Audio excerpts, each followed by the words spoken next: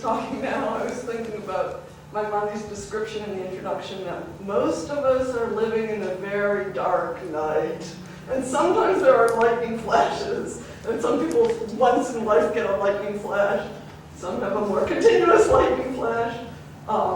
So you're somewhere between dusk and dark. And there's also a Talmudic passage he quotes, don't study Greek wisdom. You can't study Greek wisdom at day or at night.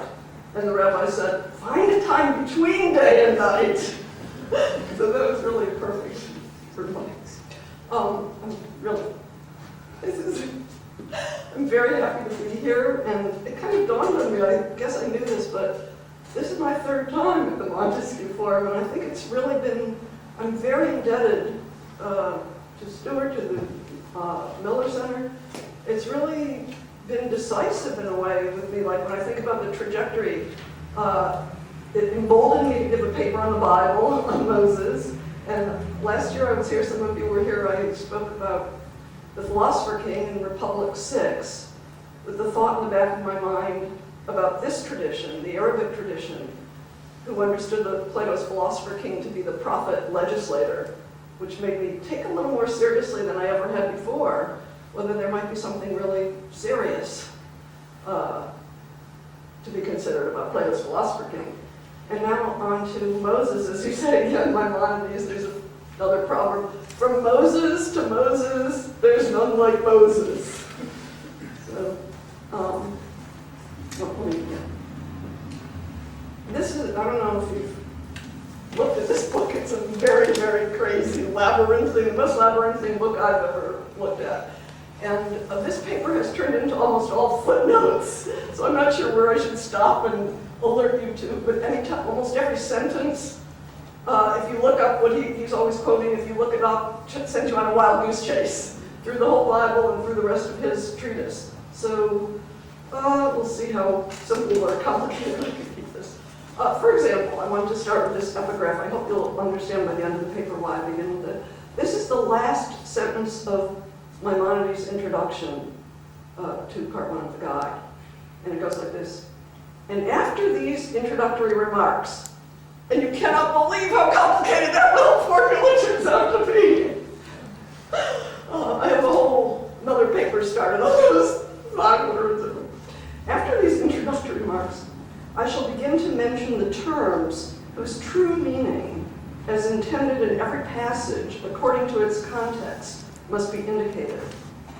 This then will be a key, permitting one to enter the places, the gates to which were locked. And when those gates are opened, and those places are entered into, the souls will find rest therein, the eyes will be delighted, and the bodies will be eased of their toil and of their labor. The Guide of the Perplexed, as Maimonides announces in the introduction to the first part, is addressed to, quote, one who has philosophized and has knowledge of the true sciences, but at the same time believes in the matters pertaining to the law, that's the Torah, the Bible, and is perplexed as to their meaning because of the uncertain terms and the parables, unquote. Such an individual feels compelled either to follow his intellect and renounce the foundations of the law, or turn his back on the intellect and be left with imaginary beliefs that have produced his perplexity. Actually, I think Maimonides ends up saying, you can't go that way. Maimonides offers his guidance by proposing to explain certain equivocal terms and obscure parables in the Bible, which have provoked perplexity as a result of their external meaning. This project he designates the science of the law in its true sense. The guide initiates this project most appropriately with a reflection on the opening chapters of the book of Genesis. This afternoon, I want to explore chapter 2 of the guide, where the inquiry has its starting point in an interpretation of the story of the Garden of Eden in Genesis. But the necessary preparation for that lies in the first chapter of the guide, which sets in motion the task announced in the introduction of explicating certain equivocal terms. The terms in question, which prove to be of primary importance for the project of the guide as a whole, are image and likeness. Again, it becomes amazing how hard it is to understand what the words image and likeness means once he gets his hands on it. The crucial text is God's statement in the opening chapter of Genesis. Let us make man in our image after our likeness. This is the first biblical quotation in the first chapter of the guide. With it, Maimonides indicates the fundamental issue he is confronting in his project of addressing those who are perplexed by the apparent conflict between the Bible and philosophy. He does not, at least not yet, directly address the difficulty posed by the plural, let us make man in our image. More immediate is the problem in speaking of man created in the image of God. It makes one imagine God in a human shape, as Maimonides specifies, with a face and hands. It's important it's face and hands. The assumption that the word image means visual shape or configuration leads directly to a belief in the corporeality of God, which is one, if not the cause, of conflict facing the philosophic reader of the Bible. Maimonides confronts that assumption by arguing that the term image, tselem in Hebrew, refers to the natural form, quote, the notion in virtue of which a thing is constituted as a substance and becomes what it is. This is the philosophic notion, the Platonic Aristotelian notion of the eidos, or the species form. Maimonides does make an awfully strange choice to support this interpretation. It's a passage from the first book of Samuel's, which refers to idols of a particular shape with magical properties. They happen to be the shape of hemorrhoids. I can give you the textual allusion later if you want it. Anyway, that's your first puzzle as you're reading Maimonides' footnote. They are called images, Maimonides argues, because of the notion they are believed to embody, which is their magical properties. Though the passage does lead him to admit that maybe the term image might mean visual shape, but then it would be at least equivocal. And in God's statement, he insists, let us make man in our image, it can only mean the specific form, which makes the human being what he is. And that, Maimonides announces, is intellectual apprehension. This is the unique and defining function of the human being. It is that which distinguishes him from everything else under the sphere of the moon. It is in this regard, and only in this regard, that the human being can be said to be in the likeness of God. Likeness turns out to be an extremely difficult issue too, but these are things maybe we can return to if anyone remembers. I probably won't slow down for each complicated labyrinthine step. Human intellectual apprehension is likened to that of the deity, Maimonides reasons, because it is exercised without any of the senses or instruments of the body. Although the likeness, he warns, is only the way the matter appears to, quote, the first stirrings of opinion. The opening chapter of the guide concludes by reiterating that the human being in the image of God and in his likeness refers to, quote, the divine intellect conjoined with man.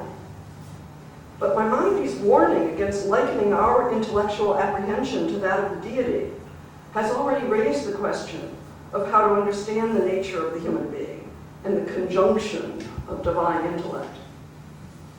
It is enough at the moment, apparently, for the reader to be persuaded that the verse about God's creation of man in his own image does not signify an anthropomorphic corporeality of God.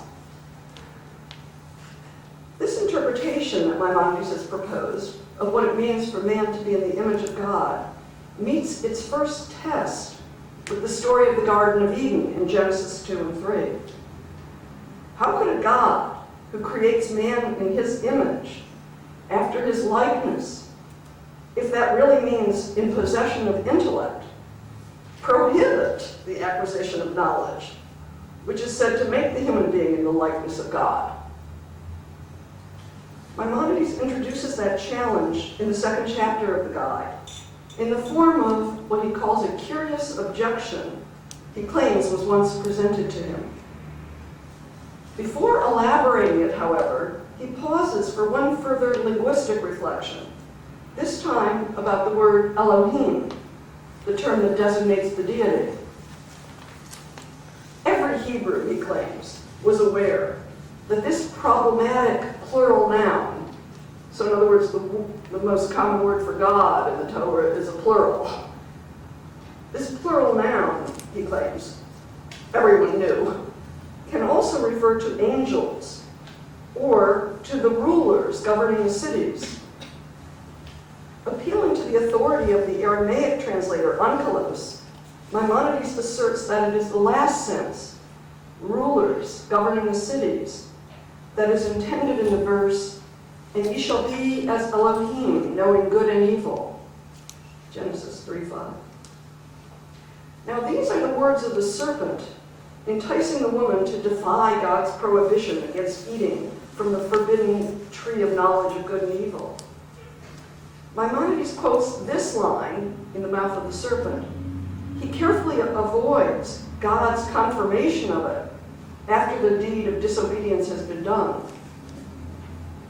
At the end of chapter 3, we are told, "The Lord God said, Behold, man has become like one of us, knowing good and evil." Maimonides cuts that out. This is one of the conspicuous omissions that compel us to look beneath the surface to try to discover the argument Maimonides is developing. Having established the meaning of Elohim as rulers, Maimonides turns to the curious objection he claims a learned man presented to him years ago. Puzzled by the story of the Garden of Eden, the objector found the clear sense of the text to be a very paradoxical teaching. The human being is meant to be no different than other animals, deprived of intellect, without the capacity to distinguish good from evil. Yet, when he disobeyed, the consequence was to be granted precisely the capacity he had previously been forbidden. One must be filled with wonder at the strange situation in which the punishment for man's disobedience consists in the acquisition of his greatest perfection, the intellect. Genesis 3 strikes the objector like a pagan myth in which an individual who performs a criminal deed is rewarded by metamorphosis into a heavenly star. Maimonides does not immediately take up the substance of the objection itself. Instead, he launches into a most surprising, vitriolic diatribe against the objector. "Oh, you who engage in theoretical speculation, using the first notions that may occur to you and come to your mind, and who consider withal that you understand a book that is the guide of the first and the last men, while glancing through it as you would glance through a historical work or a piece of poetry, when in some of your hours of leisure you leave off for a moment drinking and copulating? Collect yourself and reflect, for things are not as you thought, following the first notion that occurred to you." This is really, what? Maimonides goes out of his way to connect what seems to be a very reasonable objection about the logic of the Garden of Eden story with the morally blameworthy behavior and character of the objector. He reacts as if the objector's interpretation of Genesis 3 were nothing but a reflection of his own soul and somehow reducible to his own vices of indulgence. Maimonides' response presumably will be particularly suited to the imaginary interlocutor who posed the challenge. Now, this objector is a hedonist who engages in theoretical speculation as a mere pastime in leisure moments. He reads the Bible as a work of history or poetry. You might ask, what's so terrible about that? For him, the story of the Garden of Eden is either an historical recounting of the first man, or perhaps more likely an imaginative representation of the evolution of the human being. How, we wonder, does Maimonides understand the alternative, which will be of serious worth? The objector seems to be in agreement with Maimonides about one thing. The specific perfection of the human being is intellect. But he denies that possession of mind is the original human condition. He does not look back to the Adam of Genesis 1, the primordial human created in the image of God. Instead, as the objector sees it, man becomes human by overstepping his given limits, though he is not concerned with the source of those limits. Indeed, he never mentions God as creator, as promulgator of commands, or agent of punishment.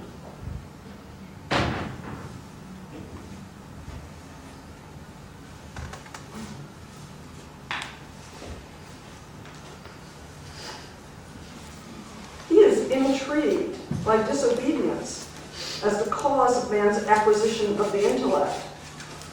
And he identifies that faculty, as Genesis 3 very reasonably suggests, with the capacity to distinguish good from evil. Maimonides will meet this objection, above all, by putting that identification into question.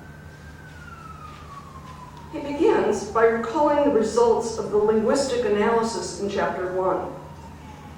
The primordial human, Adam, created in the likeness and image of God, has, from the very beginning, the intellect that overflows from God.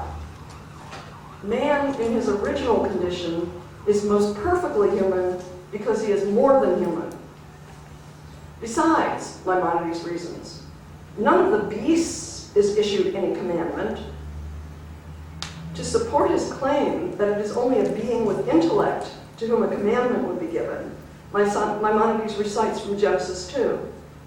And the Lord commanded him, and so on. If anyone goes on to study this book further, I believe one of the great keys is the and so ons. And so on means he's cut off the verse in the middle. And you have to then look it up in the context, trace it back, and it turns out to set you on usually reverse everything you thought he was arguing. So the Lord commanded him, and so on. Remember, the argument is God would never command beasts without intellect. But Maimonides stops short of the content of the command. Of every tree of the garden thou mayest eat freely, but of the tree of knowledge of good and evil thou shalt not eat of it. For in the day that thou eatest thereof, thou shalt surely die. That full citation would highlight the paradox that puzzles the objector. Why should God, after creating a being with intellect in his own image, then forbid him from obtaining the knowledge that is said to make him like God?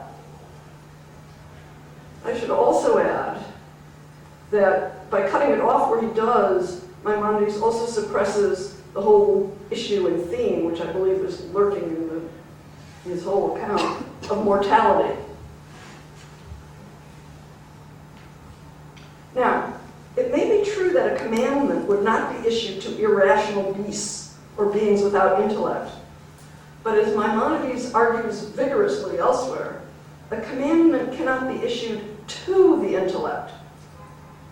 Commandments or prohibitions call for obedience, whereas intellect does not exercise any function of obeying or disobeying. It does nothing but grasp truth or falsehood. So, in his original and most perfect state, by inborn disposition, as Maimonides now puts it, the human being has only such intellectual cognition of truth and falsehood. This confirms what was put forward in chapter 1 as an analysis of the terms image or likeness, in the claim that man was created in the image and likeness of God. Maimonides now supports the attribution of intellect as the essential mark of the human being by appealing to a line from Psalm 8.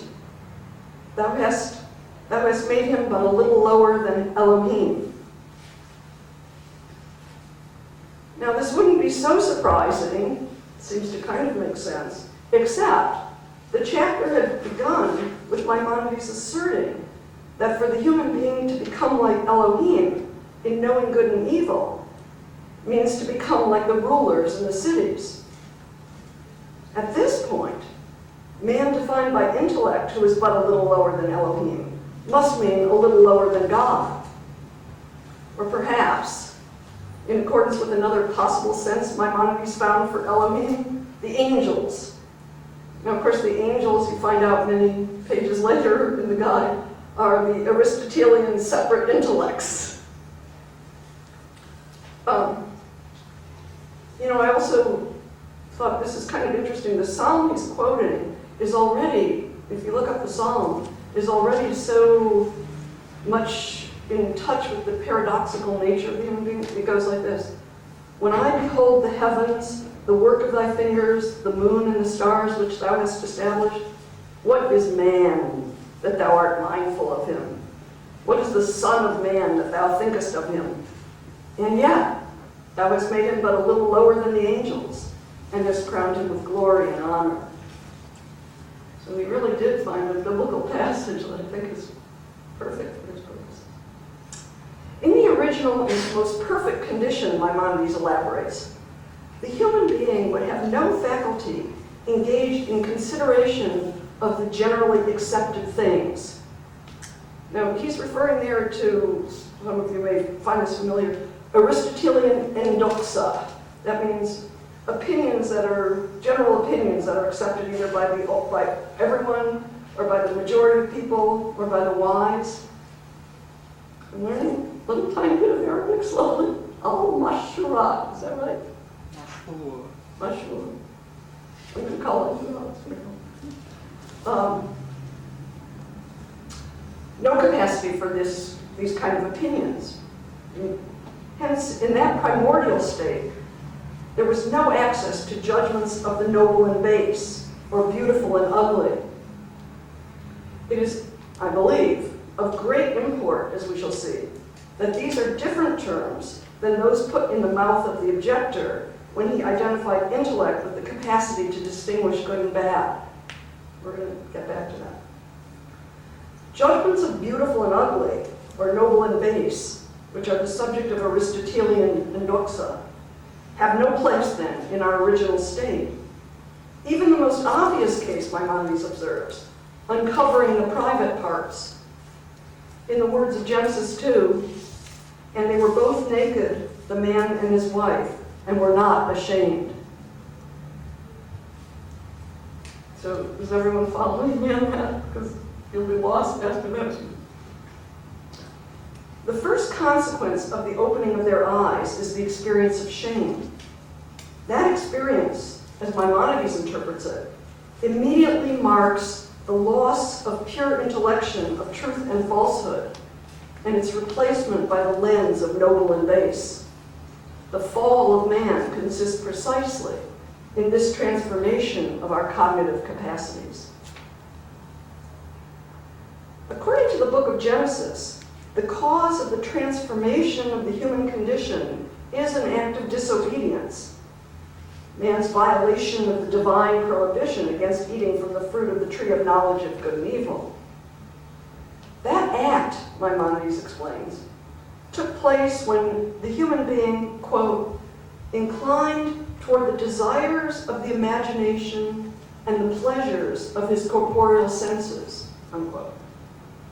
Maimonides does not explain how a being identified solely by his intellectual apprehension of truth and falsehood would suddenly be inclined toward imaginary desires and bodily pleasures. He constructs a genetic account that reveals the difficulty in any structure, including Genesis 3, that attempts to explain a present state as the result of the loss of an original condition different in kind, while ascribing that loss to a cause that could have no place in the original condition. Any such genetic account must always be translated into a different form if it is to serve as a tool for understanding the way things are. In order to support his interpretation of the deed of disobedience that transforms the human condition, Maimonides quotes from Genesis the description of the forbidden fruit. Quote, "The tree was good for food, and it was a delight to the eyes." Presumably, the former indicates bodily pleasure, as Maimonides referred to it. The latter, imaginary desires. Now, this is complicated, but try to stick with me here, it's kind of crucial. In the second chapter of Genesis, those two features were attributed, but in the opposite order, to all of the trees in the Garden of Eden, including the tree of life. I quote, "Out of the ground made the Lord God to grow every tree that is pleasant to the sight and good for food." Two features, right? The order Maimonides cites, in contrast, belongs to the verse in Genesis 3, when the woman, instigated by the serpent, looks upon the tree of knowledge of good and evil. He takes the order of the two characteristics from Genesis 3. She, however, adds a third, an absolutely decisive feature, which Maimonides omits. "And when the woman saw that the tree was good for food, and a delight to the eyes, and it was desired to make one wise, she took of the fruit thereof and did eat, and she gave also unto her husband with her, and he did eat." In what is perhaps the most conspicuous omission of all his biblical citations, Maimonides leaves out precisely what the woman sees for herself, just before reaching for the fruit. This is the one and only feature that differentiates this tree from all the other trees in the garden, including the tree of life, namely its desirability as a source of wisdom. The fruit, after all, is a symbol for knowledge. Maimonides had prepared for this discussion in the first chapter of the guide by establishing that the terms image and likeness, at least in any connection with God, do not mean the visual looks of a thing, but the essence or specific form. The third chapter of the guide will continue this theme with an analysis of the terms figure and shape. The fourth chapter examines the verbs to see, to look at, and to vision. All these words may be ambiguous, Maimonides acknowledges, but used in any connection with God, they must be read figuratively, meaning not literally the sense of sight, but intellectual apprehension. In that frame, above all, Maimonides' reading of Genesis 3 is astounding. Precisely when the biblical text presents explicitly figurative language, fruit of knowledge, he suddenly speaks literally of fruit that's good to eat and beautiful to see. If this weren't enough, later in part 1, he will take up the term to eat, biblical references to the term to eat. And he explains why it should have the figurative sense of knowledge, learning, or intellectual apprehension. Indeed, as Maimonides observes there, the use of the term as an image for acquiring knowledge was so widespread that acquiring knowledge came to be understood as the conventional meaning of eating. Why, then, just at the moment the Bible puts forward that metaphor, should Maimonides suppress it?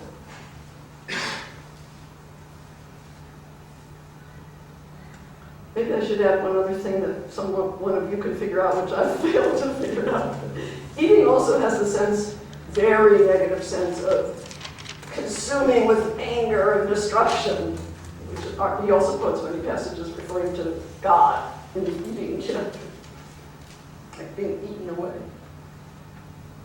Whatever his ultimate intention, I'm saying Maimonides' suppression of the fact that the fruit of the tree of knowledge of good and evil is not really an apple or a pomegranate or something. Whatever his ultimate intentions, there are several immediate consequences. The woman reaching out for the fruit of knowledge of good and evil is the Bible's first representative of human disobedience. If she is motivated by a desire for wisdom, that the forbidden fruit promises, wouldn't the Bible be representing the desire for wisdom, that is, philosophy, as the ultimate cause of human resistance to the authority of God? By omitting this one characterization of the forbidden fruit, then, Maimonides covers over the biblical critique of the human desire for wisdom. Or perhaps we should say, by his conspicuous omission, he provokes his reader to discover it. Meanwhile, by citing only the characterization of the fruit as good to eat and a delight to the eyes, Maimonides can lay the blame for the fall on sensual pleasure and the imagination. Sounds like those are good images for that. And finally, he connects that source of human motivation with the state that follows from it, in which human beings must take their bearings from judgments of noble and base. It is the human being inclined to sensual pleasure and driven by imagination for whom morality is necessary. In the introduction to part 1 of the guide, Maimonides had announced his intention to address the perplexity of those who have been exposed to philosophy and find themselves torn by its conflict with the law in its external meaning. The book of Genesis, he has just reminded us precisely by suppressing the evidence, has as its starting point a deep distrust of philosophy, or the desire for wisdom. It expresses that distrust using language in a figurative sense, the metaphor of fruit of knowledge. Maimonides' strategy in confronting it is to reliteralize the figurative sense so it becomes real fruit, good to eat, delightful to look at. Now, the danger of disobedience no longer comes from the desire for wisdom, but from the attraction to sensual pleasure and imagination. This is an account, we should recall, addressed to a theoretical man who is a hedonist, whose engagement in speculation is embedded in a life of wine and women.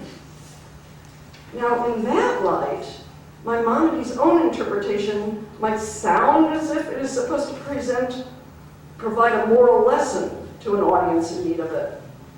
Lack of control over the pursuit of sensual pleasure degrades the human being and drags him down from his divinely given starting point.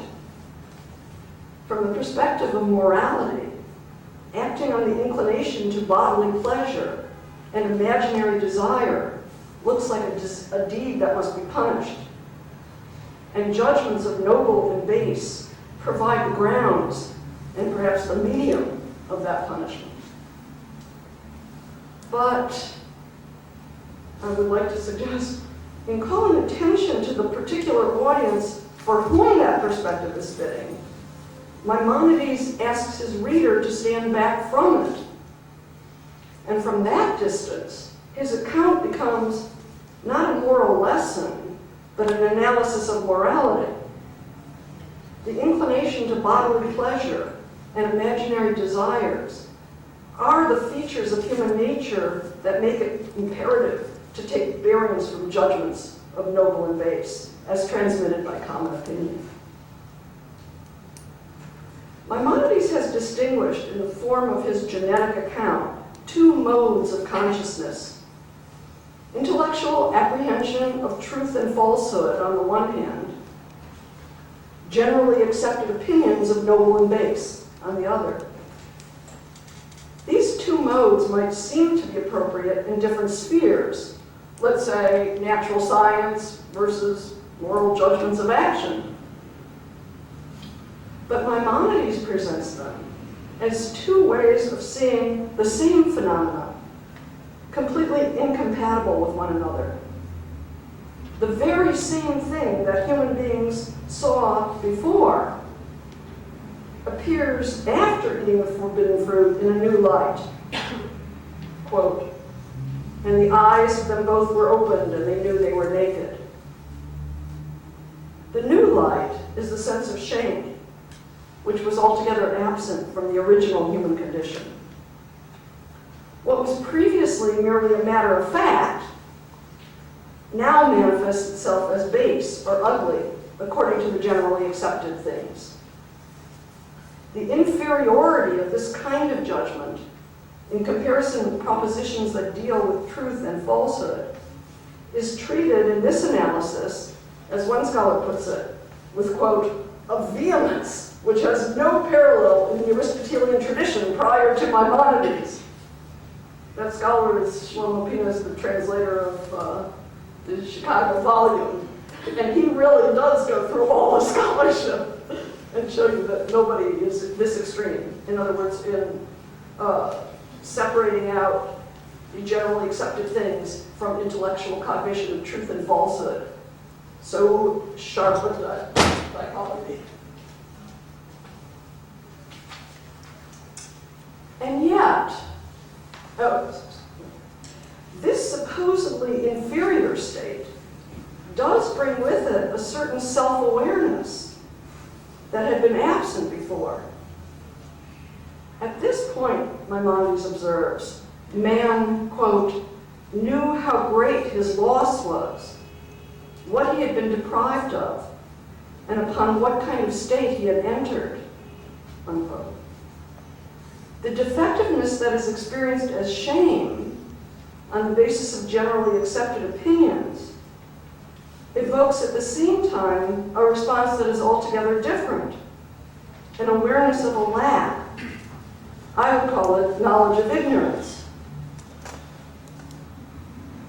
It is only once the intellectual apprehension of true and false is recognized as a faculty that is absent, according to the genetic account, a faculty that was once ours and is now lost,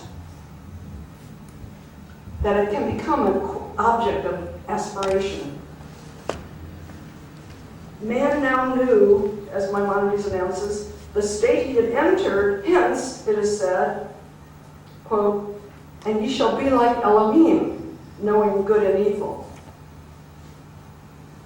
Maimonides chooses this particular moment, the only time in the whole chapter, to repeat the verse about knowledge of good and evil. The experience of shame is produced by a judgment of what is ugly or ignoble, rather than beautiful or noble, based on generally accepted opinions. The realization, on the other hand, of our lack of intellectual apprehension of truth and falsehood is not based on generally accepted opinions. It seems to be an instance, perhaps the instance, of knowledge of good and evil. The opening of the eyes of man and woman, Maimonides stresses, refers to an uncovering of mental vision.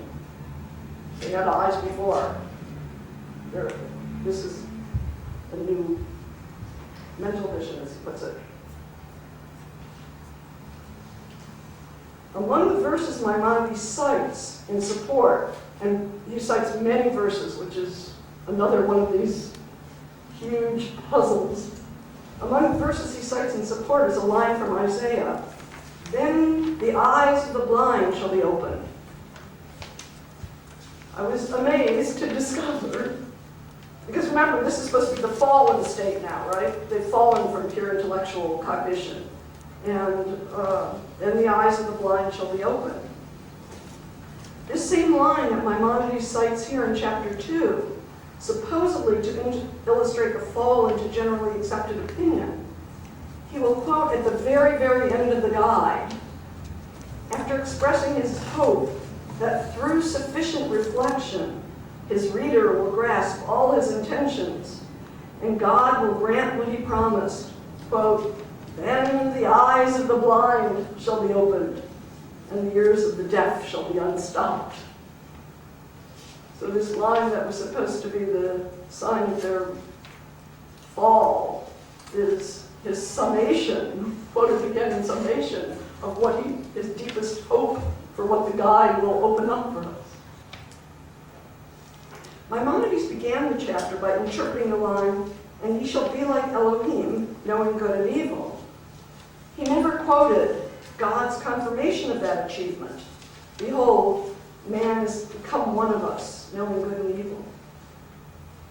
In describing the fallen state that results from the human deed of disobedience, Maimonides has spoken only of immersion in judgments about noble and base, not good and evil.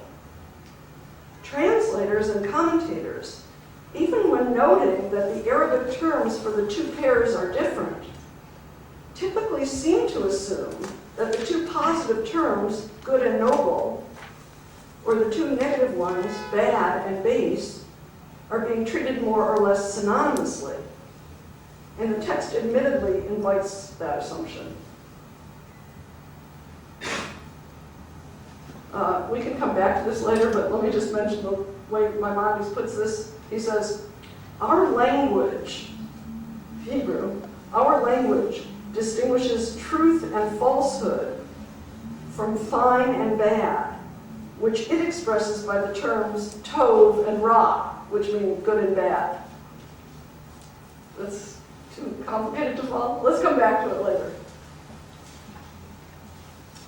Now, if that were Maimonides' assumption, I'm saying if he really assumed that good and noble are more or less the same, bad and base are more or less the same, if that were his assumption, he would certainly be in profound disagreement with Plato and Aristotle, for whom the division between beautiful and ugly, or noble and base, on the one hand, and good or bad on the other, is of absolutely central importance. In Plato's Republic, for example, Socrates' interlocutors want to know if living in accordance with justice, which they've been brought up to praise as noble, is truly good. They want to know if the thing they've been taught as noble is good. Aristotle's Ethics begins with the commonly accepted opinions about the noble and just things, and sets out to examine them in a quest for an understanding of the human good. Aristotle makes explicit at the outset that the beautiful and just things are so full of wandering, as he puts it, that some people think there's nothing beautiful or just by nature, but only by convention. What is good or bad, on the other hand, may or must be relative to a particular subject in a particular situation, but it is never said to be merely a matter of opinion. That Maimonides is, in fact, in full agreement with Plato and Aristotle on this point, he will indicate among many ways, I think, in the course of the guide. But there's one particularly startling example, which if you want to know about it, ask me afterwards. Okay. The faculty of deliberating about action with a view to the good is ascribed by Aristotle to practical reason, and the distinctive virtue that belongs to it is prudence, or phronesis. Phronesis brings the moral virtues, which aim at the beautiful or noble, into a relation with the human good. Maimonides' silence about good and evil in describing the fallen state of human cognition is connected with another conspicuous absence. He has never spoken explicitly in this chapter, or apparently anywhere in the guide, or perhaps some people tell me nowhere in his writings, has he spoken explicitly of practical intellect, or of the virtue of phronesis. Yet, an account of the role of phronesis is precisely what one would have expected when Maimonides argued at the outset that to become like Elohim, knowing good and evil, means to become like the rulers in the city. This should be practical reason and prudence. Indeed, governing the city is one of the functions he will explicitly assign to the rational faculty of the human being, although he is extremely insistent not a practical separated from a theoretical part of mind. The knowledge rulers need is not awareness of noble and base, determined by generally accepted opinions. It is an understanding of what is good or bad, beneficial or harmful, in the things commonly praised as noble or blamed as base. The legislator has to be beyond those generally accepted opinions and in possession of what makes them good or bad. If some of you were here, I'm sure you do not remember, but when I presented my Moses paper, I was guided by a passage in chapter 54 of book 1 of the guide, which is, I think, Maimonides' confirmation of the point I just made. You know, Moses goes up to Sinai a second time after the golden calf, after he's lost his innocence. And now he realizes how extremely difficult ruling his people is going to be. And he asks 2 questions. You barely notice that there are 2 in Exodus, but he asks God to show him his glory, and he asks God to show him his ways.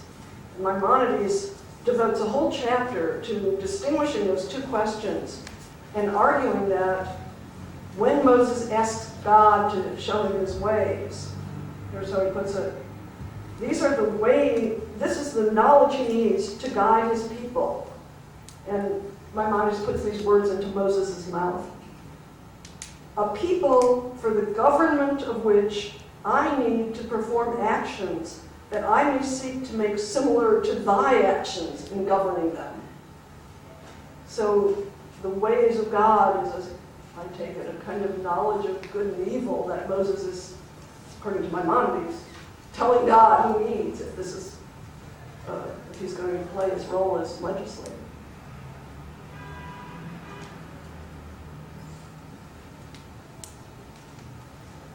The political ruler, I think I stopped there. The political ruler requires this knowledge of good and evil to guide his practical activity of governing.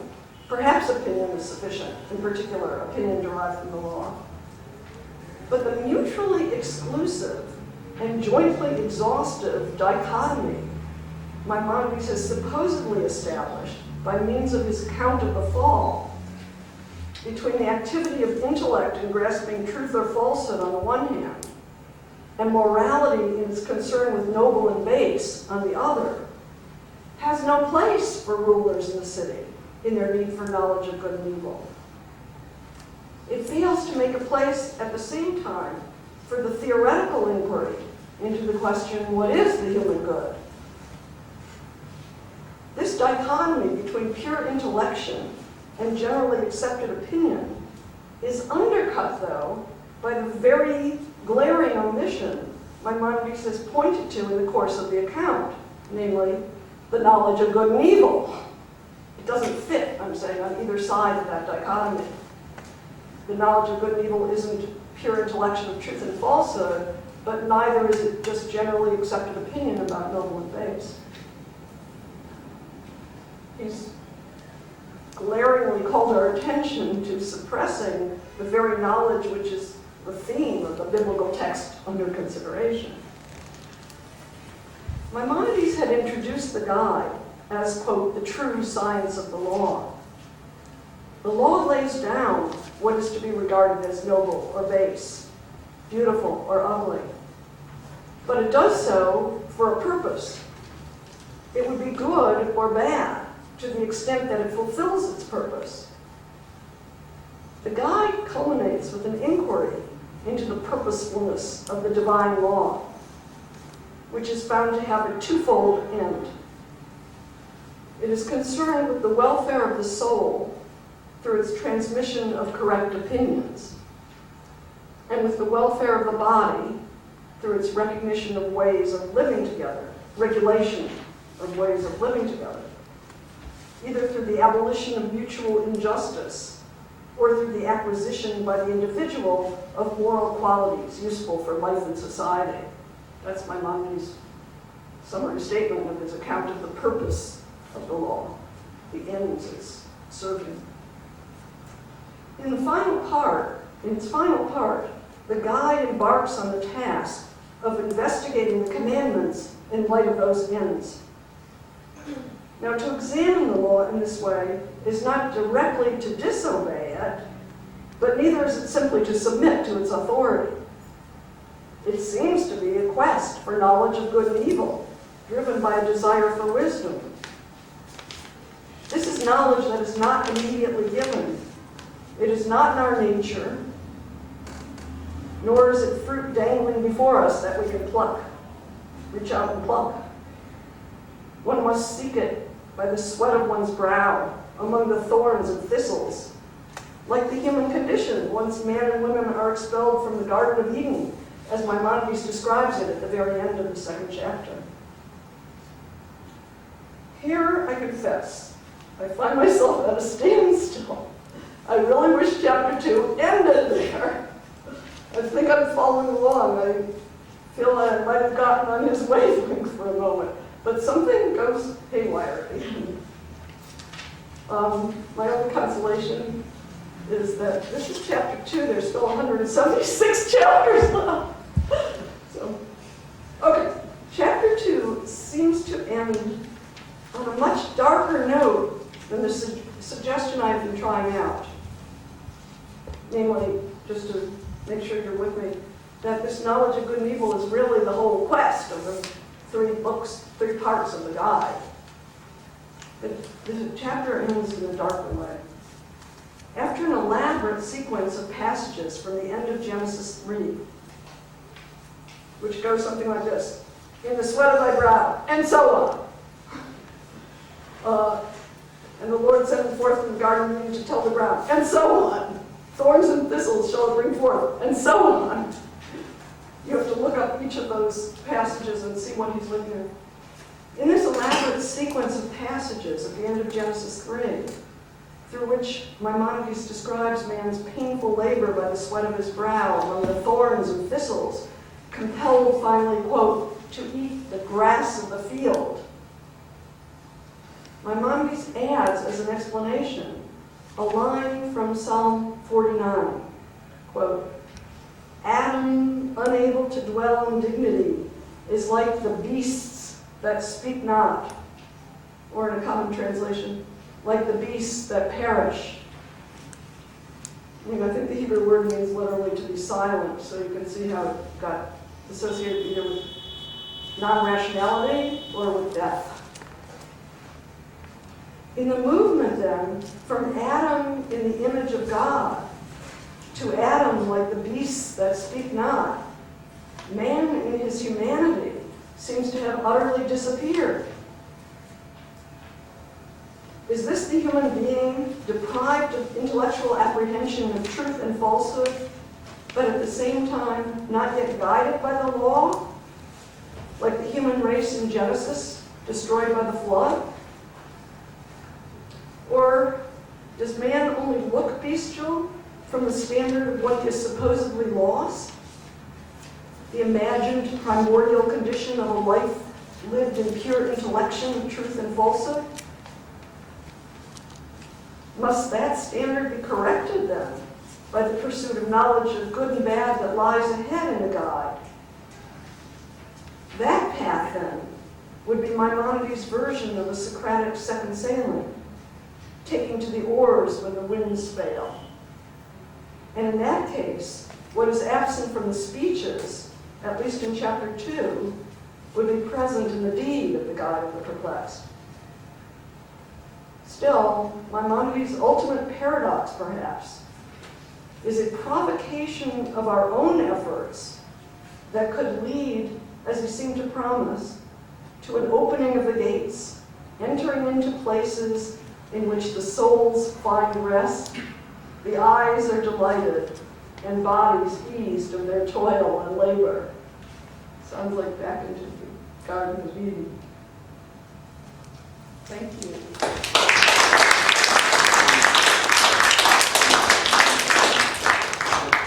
Professor Berger will take up questions and comments.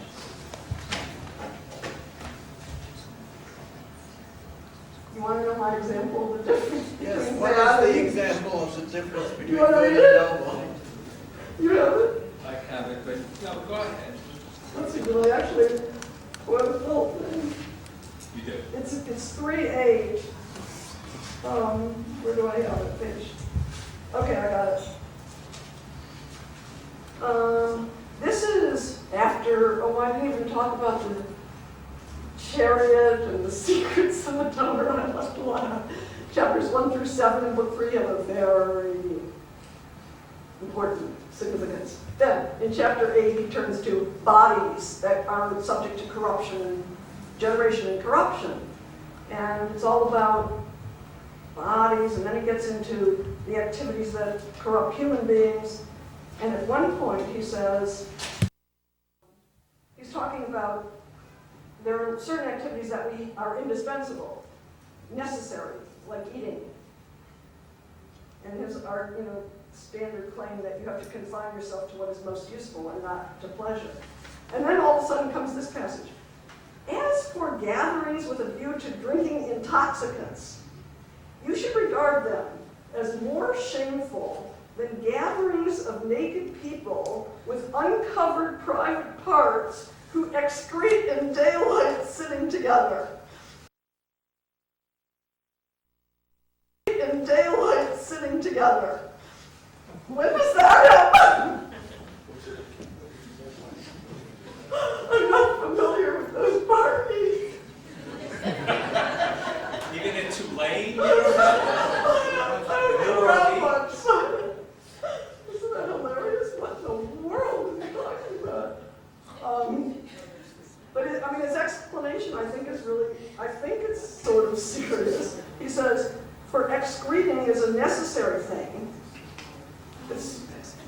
It's necessary, while being drunk is something one chooses. And furthermore, the disapproval of uncovering the private parts is just generally accepted opinion. But the corruption of the intellect and of the body in a state of drunkenness is shunned by intellect.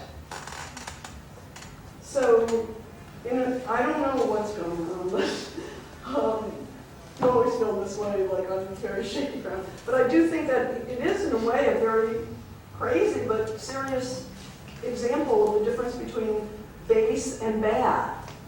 Drunkenness is bad if it drunkenness to the state that we corrupt the body or the intellect. And he says there that the intellect shuns it. So there is knowledge of good and bad, right? And it has to do with nature. But the uncovering the private parts is left as merely shameful by generally accepted opinion. So bad and base, as he seems to conflate them in chapter 2, are not identical. Of course, he couldn't have been a student of Plato and Aristotle. Could you say something more about the intemperate attack on the theoretical hedonist who, because it does look as though, on the one hand, he's being criticized for not being theoretically a student, that he's making the mistake of grabbing at the first thing that he sees without actually thinking. So it's an intellectual defect that's being punished with this extravagant speech, which is essentially calling it a shameful intellectual defect. So all the terms of your argument are there on the one hand, and on the other hand, it's one of those cases where something's coming out of Maimonides' own mouth, which seems to reflect on what he's doing. And I just thought this was your kind of problem. It is a problem I haven't solved. It's amazing, like the whole issue of asceticism in my mind. Like, I recently read, Josh Perrin's wrote a paper looking at how much of the scholarship on Maimonides wants to argue that there's a development theory, right? When he wrote 8 chapters, he gives the eight chapters, Maimonides' Ethics, has the basic argument that, Aristotelian argument that virtue is the mean, and you're trying to avoid the two extremes. And then the scholars say, by the time he got around to the guide, he became extraordinarily, supportive of asceticism. And it runs through the whole guide. So that's obviously very unsatisfying. Another thing that Leo Strauss has pointed out in And I think he might have guided Shlomo Pinas to put it into his notes, because each time he quotes this passage, he puts it in the notes, that at several crucial points, Maimonides says, according to Aristotle, the sense of touch is a shame for us. It's a shameful thing for us, the sense of touch, and especially copulation. The sense of touch is a shameful thing for us. So Strauss points out that actually what Aristotle says, if you look up the passages, is the sense of touch is thought to be a shameful thing for us. Now I know, I've been told that maybe Maimonides didn't have the text we have of Aristotle, but putting that little possibility aside. So obviously, I shouldn't say obviously, possibly Maimonides suppresses that Aristotle is reflecting generally accepted opinion and not speaking for himself, and appeals to Aristotle for this asceticism. So, okay, so the only thing I see is that, boy, is this running through the whole guide. Very important theme, this extreme asceticism. And, you know, as I said, I have 176 chapters left and not a long enough life. But I don't, I think I'm going, you know, my hypothesis is along the lines I was suggesting. I don't believe Maimonides is a preacher. So when he does respond by what looks like a moral lesson, I mean, that's kind of the best I can do. That it's not a moral lesson he's giving, but it's a reflection on morality. That this is a moral perspective. What if we are naturally hardwired, as they say these days, to have pure intellectual cognition of truth and falsehood, what makes it necessary to turn to generally accepted opinions at all? And it seems that Maimonides is seriously arguing that that's this interpretation of the fruit, right? Good to eat and delight to the eyes. Sensual pleasure and imagination move human beings in ways that make judgments of noble and base necessary for society. So he's exploring something like that, but you know what? I don't know.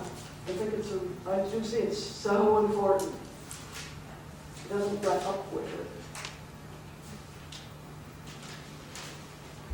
I was wondering how you thought the body fit into this, because you talked a lot about knowledge and direct apprehension, but we all obviously have bodies, and at least according to Maimonides, I think that would be one of the things that would distinguish us from God and make us only images. And of course, behind the body is, as you said, mortality and death. Okay, there's so many things going on. For one thing, I mean, here's one thing that really puzzles me and has struck me, and I don't know what conclusion to draw, but isn't it interesting that as I said, when he kind of formulates most succinctly the purposes of the law, the welfare of the body and the welfare of the soul. And he has the kind of common sense argument we all know. You have to supply the needs of the body before you can worry too much about the perfection of the soul. What's striking, and will strike you, I think, so much in contrast with Aristotle's Politics, for example, that the whole account of this of the political community is for the welfare of the body. I mean, that might ultimately be the Platonic Aristotelian teaching, but it's not on the surface, right? Man is a rational animal, we live in the polis, we argue about just and beautiful things and so on. Maimonides really puts it, on the surface, one is so struck by how much emphasis on political life being for the welfare of the body. That, we need a division of labor because we can't satisfy all the needs of the body for ourselves, so we have to have a division of labor that leads to the same. So, and then he has the political, aside from correct opinions, all religion is about opinions and actions. Actions have these two categories: the avoidance of mutual wrongdoing, which we would say justice, I think, and moral virtues, which are, quite denigrating. They're for the sake of living together with others. And that living together is for the sake of the welfare of the body. So it is an extreme presentation of the superiority, of the theoretical and of mind. The other side of the picture, though, that I'm just a beginner here, this whole effort to show that all of the corporeal language of the Bible is not to be read in its literal sense, isn't he surely showing that that's not really the understanding of the biblical authors? It's like that we think that doth protest too much. So one example that I really find quite amazing is, in this, I was mentioning image and likeness in chapter 1. I left out, he gives you another Hebrew word there, toar. He says there's another word that does mean shape or configuration, supposedly different from the word for image. And he says, and this word, toar, does express shape or configuration, is never applied to the deity, says Maimonides. Then he cites a passage from 1 Samuel. Amazing scene. I guess it's the root of Macbeth. This is the witch of Endor, see? So Saul, it's amazing what he's doing. Saul is going crazy. It's the night before a great battle with the Philistines. He's totally lost all confidence. He's in a state of severe depression, and he meets the prophet Samuel, who's dead, who guided him. He's really lost, and he's despairing. So he goes out in the middle of the night to the witch of Endor and asks her to conjure up the ghost of Samuel. And she says, oh no, there's an edict from the king that we're not allowed to do any of this conjuring anymore. And Saul says, don't worry, it'll be okay. She finds out that he is the king. So anyway, she does her magic. And as this figure is emerging from the ground, Saul says, what shape is he of? The word that Maimonides is quoting. What toar is he of? As soon as she tells him, I see Elohim coming up from the ground. What? What toar is he? So shape is illustrated in the context of a reference to the word for God applied to the ghost of the dead prophet. By a witch. I mean, if you were going to pick, this is always my way of presenting these. This, by the way, as many of you know, in Aristotle and Plato, I think it is probably now I see one of the standard tools of esotericism is quoting from the poets or the authoritative source, or in this case the Holy Scriptures, in a way that it sounds fine if you just read the quotation as the author used it. But if you actually trace the line to the context from which it is taken, everything gets shaken up and undercut. So here, my way of thinking is, if you were going to pick one line to support your claim that this word is never applied to God, you don't pick a line, maybe I bet it's the only line in the whole in the whole Bible, where this word is applied to Elohim. Albeit, this just multiplies your problems. Elohim means ghost here. So anyway, I'm just saying, the whole issue about body and about the corporeality of God is, he's obviously knows. In other words, I guess what I would say if I were bold is, he's got to rewrite the whole Bible. He's got to rewrite the whole thing. Would you agree that the implication of your reading, which is jumping a lot, that if both noble base and good and bad apply to human beings in the city, they don't apply to God, so Maimonides' God is like gods of Lieutenant Wells. Yeah. Justice doesn't apply. Yeah. And then, boy, do I have a lot of problems ahead. Like, you're going to have to explain prophecy, providence. I'm sure he does do it, but these themes that seem to require a very different kind of God, a biblical God, he's got to rewrite all of that, too. It's a huge project of rewriting.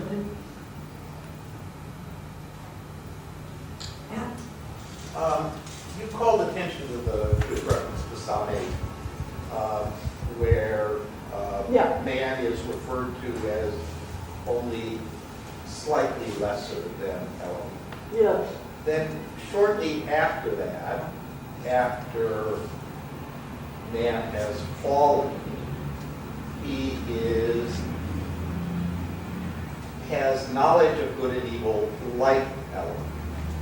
Now it seems to me that Maimonides didn't have to quote Psalm 8 Yeah. as the condition before. So he sets up in this same section, before the fall, he was just slightly less than Elohim. Now he's fallen and he's like Elohim.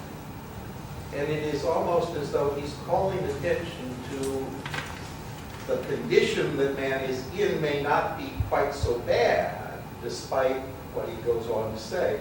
It just strikes me as a very puzzling reference to the psalm there that he didn't have to make if he didn't want to confuse us quite so much as what our relationship is to Elohim. Absolutely right. Like, and there's so many things. That's another, very sensible way to reason. I think reading a book like this, like, if it wasn't necessary, why did he go out of his way to? So there's so many things going on. On the one hand, then when I actually read that, verses of the psalm, isn't it? It is kind of just right about the paradox of the human being. That it reminds me of the end of Book 6 of the Ethics, where Aristotle is arguing that the human, prudence and political life would be the highest if man were the highest being in the universe. But that's ridiculous. There are the heavenly stars and so forth. Man is not the highest being in the universe. That's the beginning of that verse in Psalms. But then says the psalmist, but you have made him just a little lower than Elohim. So the psalm itself already captures something that is, I think, important to Maimonides, this paradoxical status of the human being. Then, I think then there are these two important problems. One is the ambiguity of Elohim. Now he's telling us it can mean God, angels, or rulers. And all of those lead in such different directions, or at least the rulers does from the other. So he does, not that I've understood any of it yet, I'm telling you my life is not long enough, but the discussion of angels is quite intriguing and perplexing and difficult. Somehow he starts with biblical angels and gets to the separate intellects of Aristotelian cosmology. There are these pure minds connected to the heavenly bodies or something. Those are the angels. Why? Because God, in the Bible, God governs human life through the intermediary of angels. So these separate intellects are intermediaries between the highest principle and human life. That's the argument. So, okay, man a little lower than Elohim. I mean, I think that I don't know exactly, but in appealing to the psalm, isn't he confirming this tension between the two meanings? If Elohim means God, or angels in the way he ends up managing to interpret it, man is mind, primarily, that somehow got stuck with bodies and somehow inclined to sensual desire and all the rest of his story. But there's a state of intellectual cognition that is the ideal. But that does not match up with Elohim as rulers. That's a whole, if Elohim means rulers, man knowing good and evil really means good and bad. That's what I'm saying. I mean, I think, to try to simplify this whole story, I'm pretty confident about this, which is amazing because this whole thing is so up in the air. That you really need to follow the account with these three sets of categories: true and false, noble and base, and then figure out where does good and bad fit into that. That somehow is the puzzle. Ladder, or in any cases there must be some reflection perhaps about how, or maybe even an enactment of how you can sort of start at one and sort of like the logic of it will sort of push you. And so anyway, reflections on the relationship between those three things as enlightened by Yeah. mind. Yeah. So one kind of very concrete thing, I don't remember right now what that point that I learned from the scholarship, that not only not in my chapter, where it would seem to be there, but nowhere in the guide, nowhere in his writings maybe, does Maimonides talk about practical intellect and prudence. That's very interesting, striking. That has to be addressed, I hope. So, but still, I was looking for, trying to find some kind of pieces of evidence to support my idea that he really does mean that the whole guide is about seeking knowledge of good and evil. And there's a chapter where he's talking about the unity of God. That's the explicit theme, that God is so strictly a one being that there's no multiplicity in God, which is related to the argument about no corporeality of God. So to illustrate, just as a kind of in passing to illustrate the unity of this divine being, he gives the example of the human mind, of the intellect. And he says, look, the human mind does all kinds of things. Sews, carpenters, sews, carpenters, understands geometry, governs cities. Just in passing, that's the end of that point. So back to divine unity. But isn't that, I think that's so important, that acknowledgement right there, that the intellect is one thing. And by the way, some of you might know, I don't know if I've ever convinced anyone, but in my reading of Aristotle, it's very important that the division between theoretical and practical is theoretical and practical in the soul, not mind.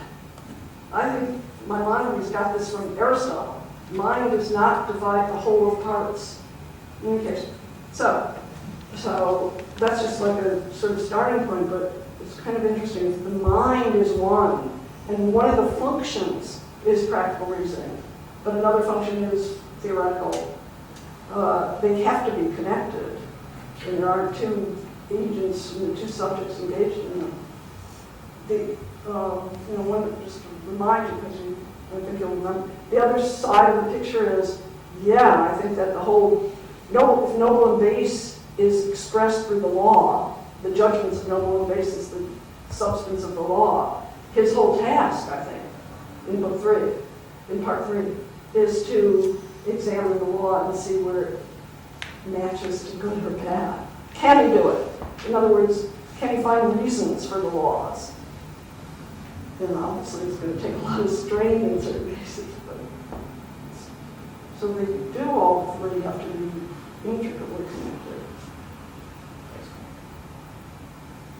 Here I will go back. I wanted to go back to the point you raised earlier about the way in which Maimonides addresses his imagined interlocutor. Can you help me with that? It's clearly over the top. Yeah. And I think part of it could be understood by accepting his characterization of that person. This is the way you have to talk to him. He's preoccupied with the things of the body and with generally accepted opinions. That constitutes his mental horizon. So this is a sort of kick in the solar plexus. But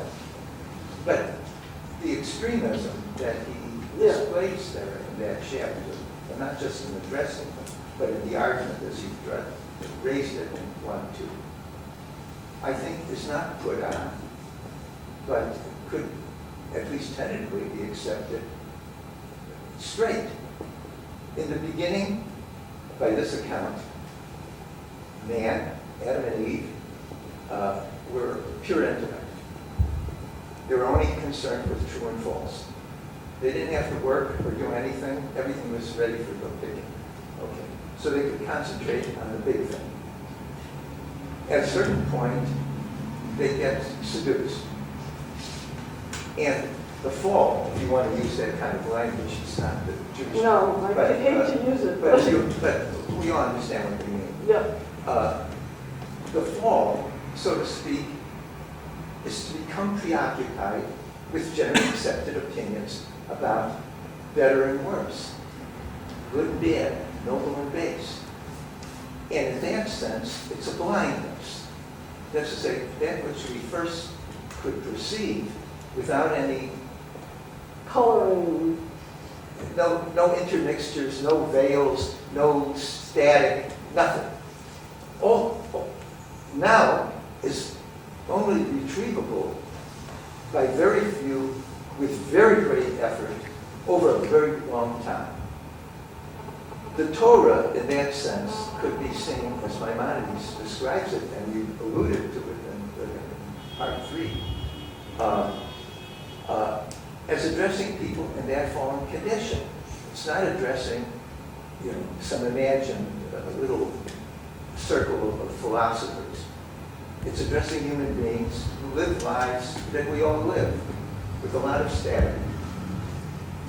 So the Torah itself, and you mentioned 2 of the things that the Torah, according to Maimonides, is intent on showing. Let's say, generally,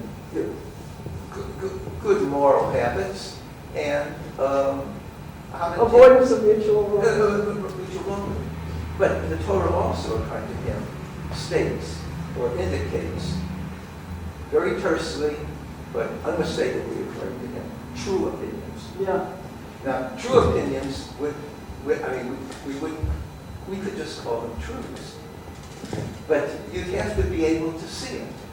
And what he says, the inculcation of true opinions is the first purpose of it, but there are these other things that we have to do because we live in this messy world and have to work for a living and all that. Those distractions, they're more urgent, but they're by no means the most important part of it.